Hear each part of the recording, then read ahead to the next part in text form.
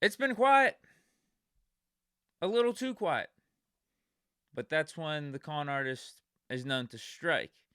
So don't be surprised if a move is made within the next couple of days or at some point throughout this week.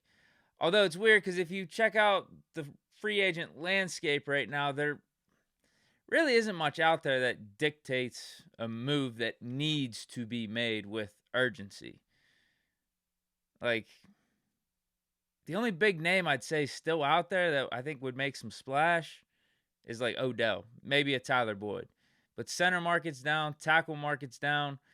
We don't really need that many other positions like that. I guess you could bring up cornerback. Maybe there's a couple corners still out there with some name value, but yeah, I don't think we have to do anything right now. I don't think there's this sense of urgency or this time sensitivity involved with our potential next move. But again, that's when the con artist will strike, when it's least expected. And maybe it's a deal that is not expected at all. Maybe it's a trade for someone that was completely off our radar. That's the type of stuff that Omar Khan does. But for today's show, because it is a little chill right now on the Steeler news, we're just going to do a rundown style show. I got 4 quick topics. I'll discuss each briefly, and then we'll get out of here and we can enjoy the rest of our Monday. First, quarterback, former Washington quarterback, Michael Penix is set to visit with the Pittsburgh Steelers at some point before the draft. And I think up to this point, I didn't see that the Steelers were scheduled to meet with any other quarterback. I know they still have probably around 20 or so draft visits that they need to schedule still. They got like 10 or 11. So there's more out there, but Penix is the only quarterback on the books thus far. I guess it got people wondering, are the Steelers going to draft Michael Penix? More likely than not. There's no way. It's not going to happen. It's not going to happen. I'll bet a lot of money that the Steelers don't draft Michael Penix. I think they're just being smart because if you think about it, Russell Wilson is technically only under contract for this year. Justin Fields, right now, assuming that the Steelers decline his 5th-year option, is only under contract for this year. Kyle Allen, most likely only under contract for this year as well. So right now the Steelers don't have a quarterback with a contract for 2025. If all goes well, we re-sign Russell Wilson to a multi-year deal, or Justin Fields is our future. Like, that's the plan. But at the same time, I think they're just being smart about this quarterback thing. It is the most important position on the football field. I don't think we're drafting Penix in the first round, though. I don't think we're drafting him in the first 2 rounds, nor should we.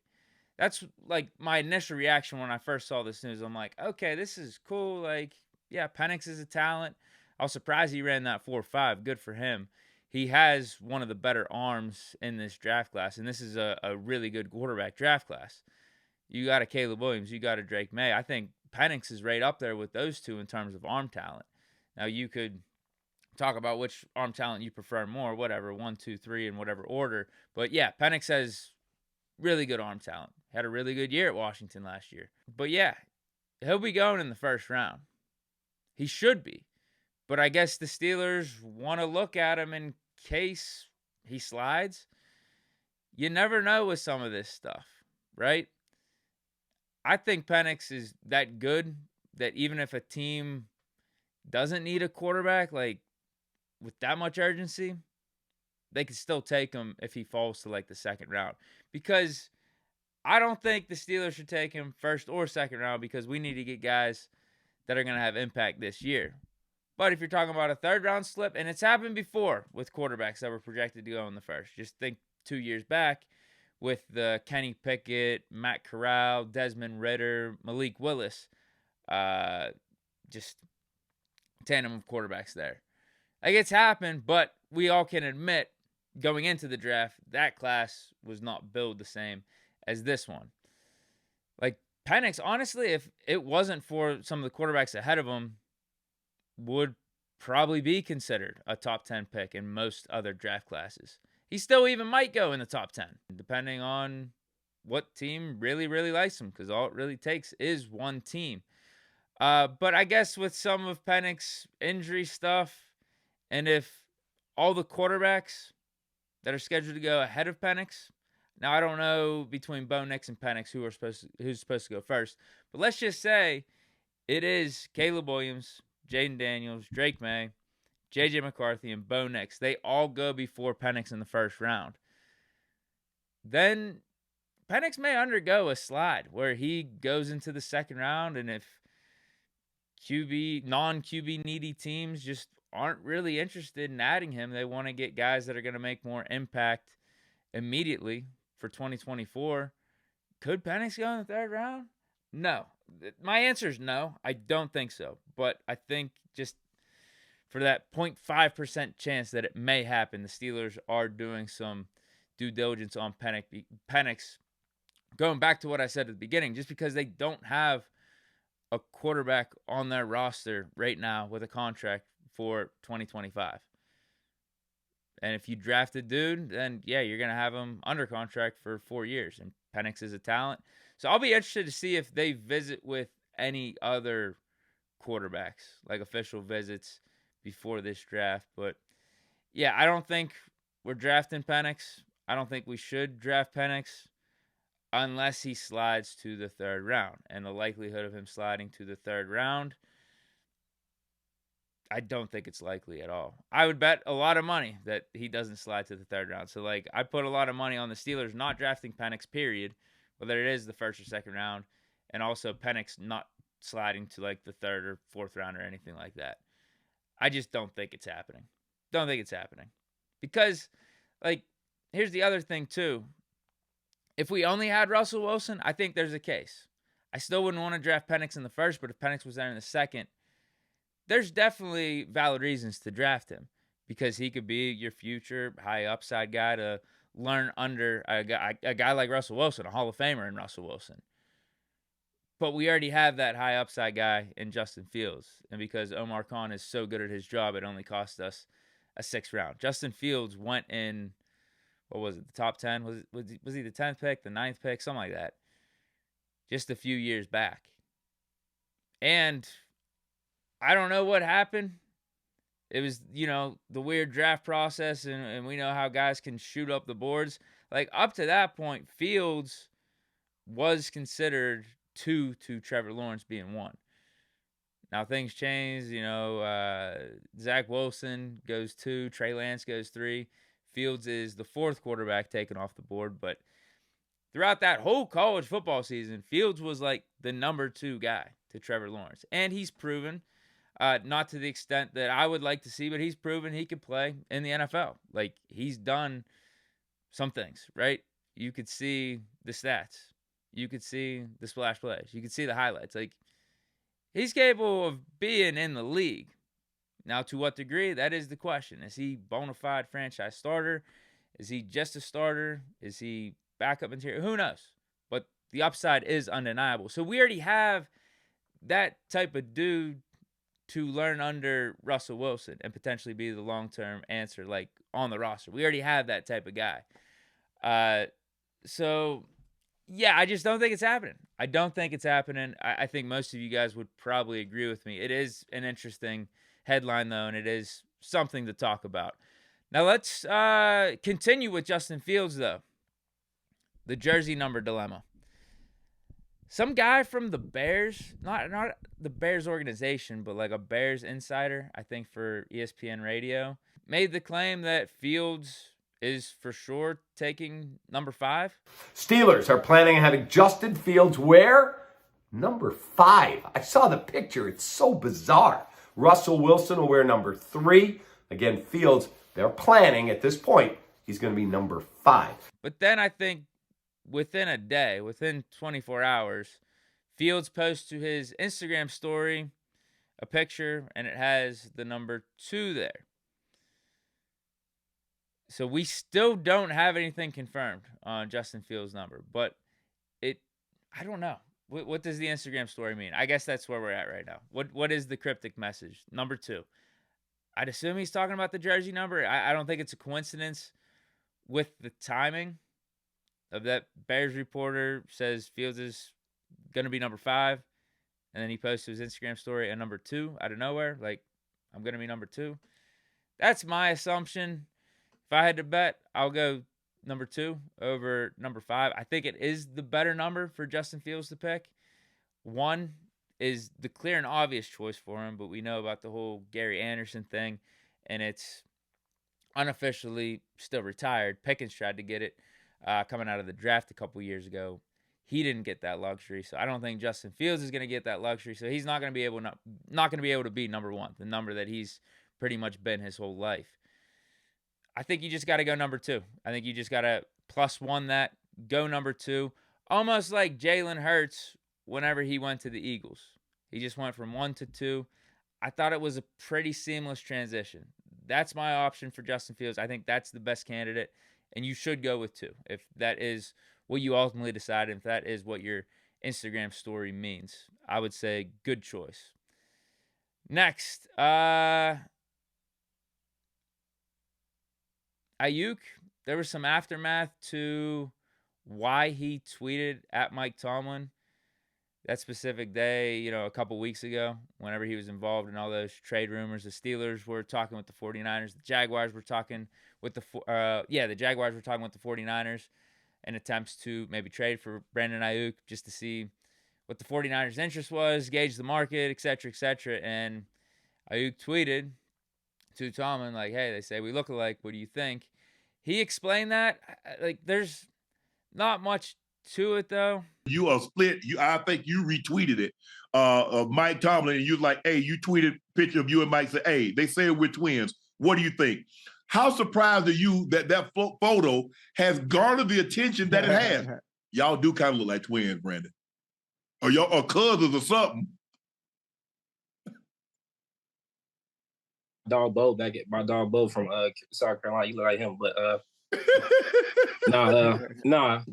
I mean that picture. It was funny. I had seen it like right after the Super Bowl. They trying to kick you while you already down. So I'm like, all right, it's cool. Y'all get it. Y'all can get at me.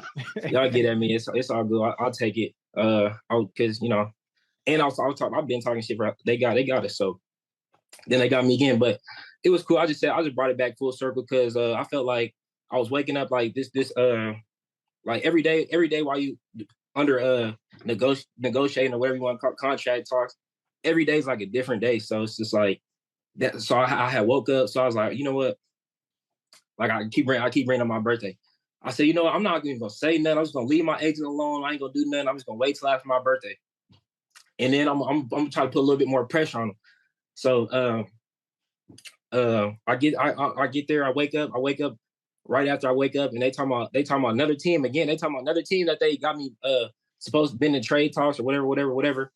So I said, hey, let me just go ahead and if everybody's saying this and this and that, let me go ahead and let me just put out one of my little spots that I and I'll revert back to Tomlin. We can have a little bit of fun with it. It's all in fun. It's all in fun. Like I said, we're professionals, but it is what it is, man. I would say my initial thoughts were correct on this, that if there were trade talks happening and Brandon Aiyuk was available and the 49ers were in serious discussions here, like Aiyuk could have been on the move within that day or two, that if he had a preference, it would be the Steelers. Like, that's why he tweeted that out.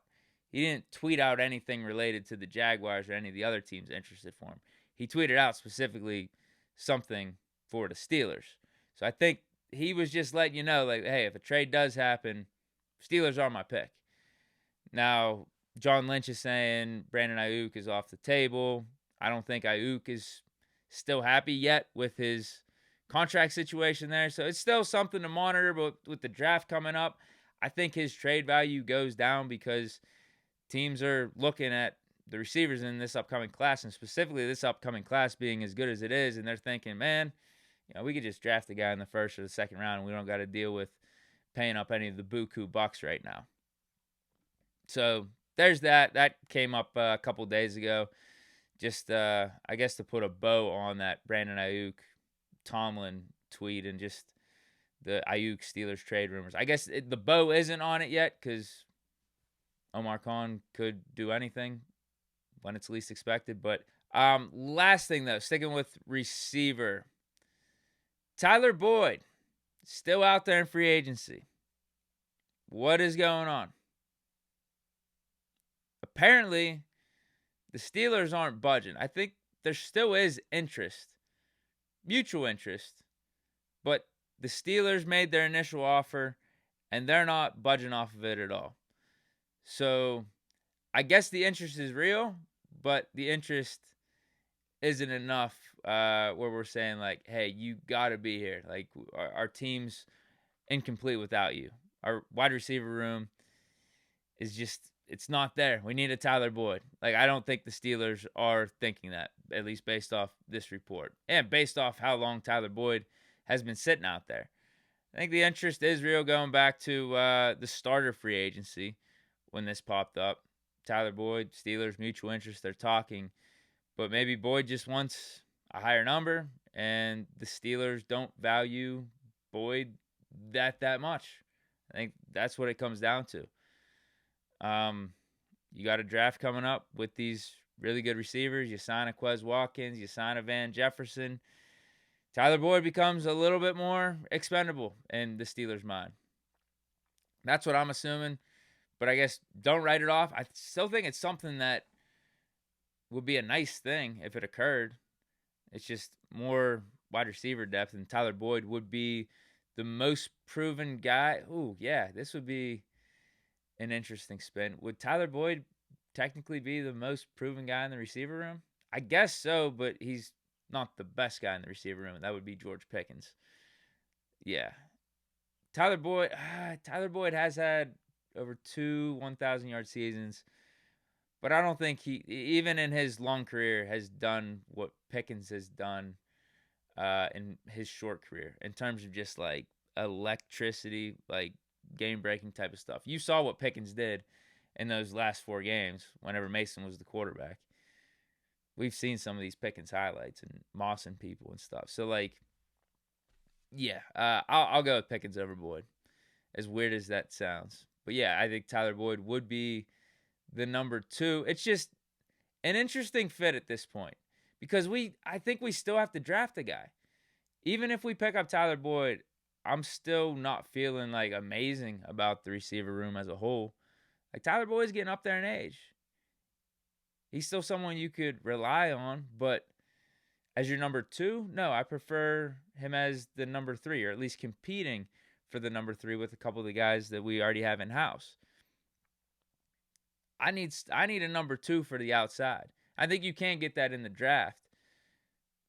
But yeah, even if we sign Boyd, and this is probably why the number is different from each side of this equation here. Steelers are probably thinking to themselves, hey, if we sign you, like, we're still thinking about drafting a dude. We're going to draft a dude. So I'm not going to give you borderline wide receiver 2 money. I'm not going to give you like $8 million or anything like that. Whereas Tyler Boyd's thinking to himself like, dude, look what I've done in the league. Look what I even did last year with a Jake Browning. Like, I'm worth that. Like, that's my market value. So each side is right in this standstill. But yeah, if you could get Boyd for like $3 million, I think it's a no-brainer. But you're still drafting a guy. It just makes our receiver depth that much better. But you still got to draft a dude in the first or second round. No doubt about it. But let me know your thoughts on these 4 topics discussed, man. Penix, visiting with the Steelers.